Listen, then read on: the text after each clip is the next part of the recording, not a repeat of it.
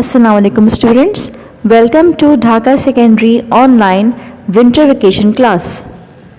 We are going to learn the second type of auxiliaries, that is modal auxiliaries. Well students, what are modal auxiliaries? Do you have any idea? Modals help the main verbs express special meanings like ability, permission, etc. Or you can say a modal verb is a type of auxiliary verb used to express ideas such as ability, possibility, permission, and obligation. Modal auxiliaries generally express the speaker's mood and attitude. For example, modals can express that a speaker feels something is necessary, advisable, permissible, possible, or probable, and in addition, they can convey the strength of these attitudes of the speaker, that is, how does a speaker feels and what does he want. Well, the modal auxiliaries in English are can, could, had better, may, might, must, ought to, shall, should, will, and would. Now some do's and don'ts, or we can say some rules while using modals in our sentences. Modals don't have an s, ed, or ing ending. He can drive and not he can strive. Don't use an infinitive with modals like he can go is a correct sentence. He can to go is an incorrect sentence. Then don't use the auxiliaries do, does, or did. Can you swim is a correct sentence. Do you can swim is an incorrect sentence. To form the negative, put not after the modal, that is, he should not go. So these are some kind of rules which you should keep in mind while using modal auxiliaries in your sentences. Now here's the chart of some modal auxiliaries commonly used in English language. The modal auxiliary could. When we say I could be free at 7 o'clock this evening, it means that there is a possibility that I will be free at 7 o'clock this evening, because could is used to give you an idea of possibility.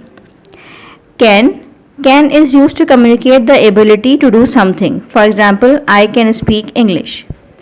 Then come to may and might.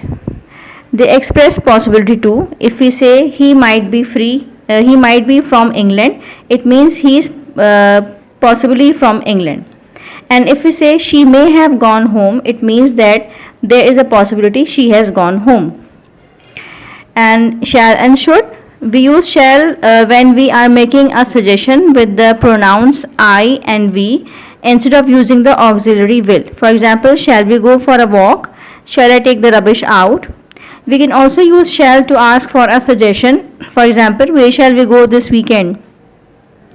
As far as should is concerned, should is used to communicate probability. For example, if we say he should be in the office, means there is a possibility that he is in the office. Will and would. Will is used to express the future. For example, I will take the exam today, but we use would in conditional sentences. For example, if I went to the beach, I would swim in the sea. Then come to must and ought to. The auxiliary verb ought is always used with the infinitive to. And like the auxiliary should, ought to has also the same meaning, that is, it is used to communicate probability. That is, I ought to finish my homework or I ought to watch the film. As far as must is concerned, the modal auxiliary must is used to communicate the necessity. For example, you must study if you want to pass the exams. It means that there is a necessity for you to study in order to pass the exams. Now here is a slide which shows the some modal auxiliaries, a few modal auxiliaries along with their meanings, that when the usage, that why they are used and how they are used in sentences, and the examples are also given. Can and could used to express ability. For example, David can speak 3 languages. He could speak fluent French when he was 5. Can, could, and may can also be used for permission. Can I sit in that chair, please? Could I open the window? May I borrow your dictionary? Should is for advice. You should visit your dentist at least twice a year. You should try to lose weight. Must and have to is for obligation, that is, it is mandatory. I must memorize all of these rules about tenses. You have to take off your shoes before you get into the mosque. Might, may, can, and could for possibility. It looks nice, but it might be very expensive. Richard may be coming to see us tomorrow. Here is another useful slide to show the difference of may and might. As far as possibility is concerned, in may it is higher than the in might, that is, she may be at home.